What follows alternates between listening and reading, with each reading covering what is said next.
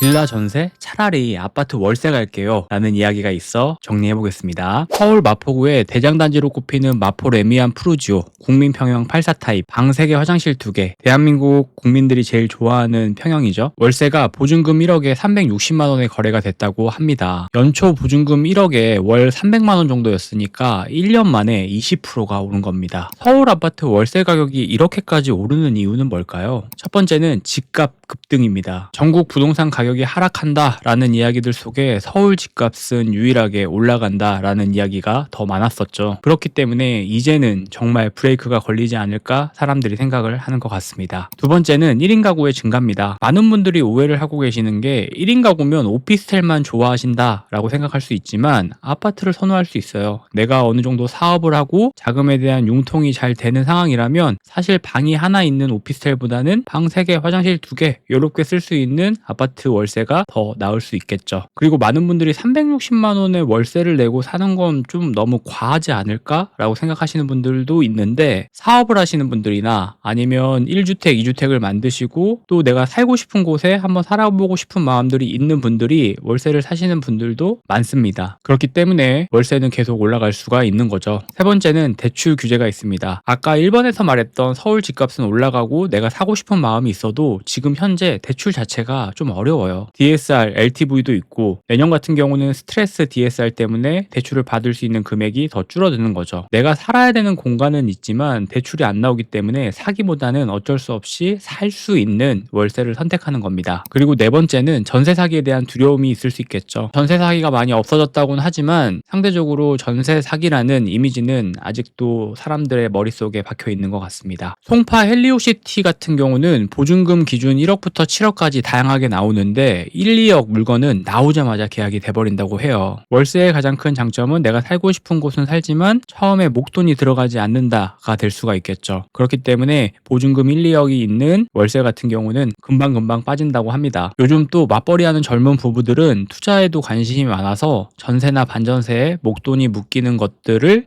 좋아하지 않는다고 해요. 투자에 대한 관심이 굉장히 많아졌죠. 비트코인도 올라갔고 주식도 올라갔고 부동산도 굉장한 상승기를 겪었기 때문에 많은 사람들이 은행 예금 적금보다는 투자를 해야 된다라는 인식이 있고 이 인식 때문에 사실 전세 같은 경우는 유튜브나 SNS에서도 살지 말라라고 이야기를 하니까 목돈이 묶이는 것보다는 월세를 지불하더라도 이 돈을 어떻게 투자를 할까 생각들을 많이 하는 것 같습니다. 자, 빌라 전세 이야기 한번 해볼게요. 빌라는 전세가가 현재 정해져 있는 상황입니다. 보증보험이라는 거를 들어야 하고 보증보험이 들어져 있지 않는 전세는 사람들이 들어가지 않으려고 당연히 하겠죠. 내 보증금을 지킬 수가 없는 거기 때문에 보증보험 한도라는 게 있는데 공시지가 곱하기 150%였던 빌라가 현재는 공시지가 곱하기 126%로 낮아져 버렸습니다. 쉽게 이야기를 하면 1억 5천에 전세로 들어가져 있던 사람이 나간다고 하면 새로 들어오는 세입자 보증보험을 들어줘야 되는데 이 보증보험 한도가 공시지가 곱하기 126%가 되는 겁니다. 그러면 새로 들어오는 전세가는 1억 2,600이 되는 거죠. 그러면 1억 5천인 사람이 나가고 새로 들어온 사람이 1억 2,600이라면 이 중간에 있는 금액은 집주인들이 다 돌려줘야 되는 상황이 된 겁니다. 이거를 우리는 역전세라고 이야기를 하죠. 3, 4년 전에 전세를 마쳤던 집들은 세입자가 나간다고 하고 새로운 세입자가 들어오면 무조건 거의 90% 이상이 역전세일 거예요. 이런 것들을 본 세입자들은 두려움이 쌓이고 조금 무리를 해서라도 전세보다는 월세를 선택하는 상황입니다. 그러면 우리는 이후가 어떻게 될지를 예상을 해봐야 되잖아요. 슈퍼나 카페나 이런 데서 과자나 커피를 샀을 때 한 번 올라간 물가가 내려가는 건 쉽지가 않습니다. 이 월세 역시도 한 번 올라간 월세가 내려가기는 쉽진 않을 거예요. 자, 그러면 사람들은 모두 다 월세로 살아야 될까라는 생각을 하게 됐을 때 대한민국 사람들은 이 전세를 굉장히 좋아합니다. 월세는 내 주머니에서 매달 나가는 돈이라는 인식이 없어질 수가 없어요. 정책이라는 게 또 언제 바뀔지 모르기 때문에 전세 제도가 바뀌어서 다시 안정화를 갖게 된다면 사람들은 다시 전세를 찾게 되는 거죠. 하지만 그렇게 전세를 찾는 사람들이 많아진다고 해도 월세로 살아야 되는 사람들은 언제나 존재를 합니다. 그렇다고 하면 올라간 월세 가격으로 그 집에 월세로 들어가야겠죠. 자, 그러면 월세가 올라가고 전세가 안정화가 되면서 전세값도 올라가게 된다면 남아있는 하나의 가격, 이 부동산 가격이 올라갈 수도 있습니다. 있습니다. 월세가 올라간다라는 거는 전세가 안정화가 되면 전세가도 올라갈 수가 있는 거고, 또 전세가가 올라간다, 월세가 올라간다라고 하면 부동산 상승의 여력이 생길 수도 있는 겁니다. 이 월세가 올라간다라는 이야기를 보고 앞으로 어떻게 될지 생각해보고 예상해보면 도움이 많이 될 것 같습니다. 그리고 이런 이야기들이 있으면 제가 하나 추천을 해드리는 건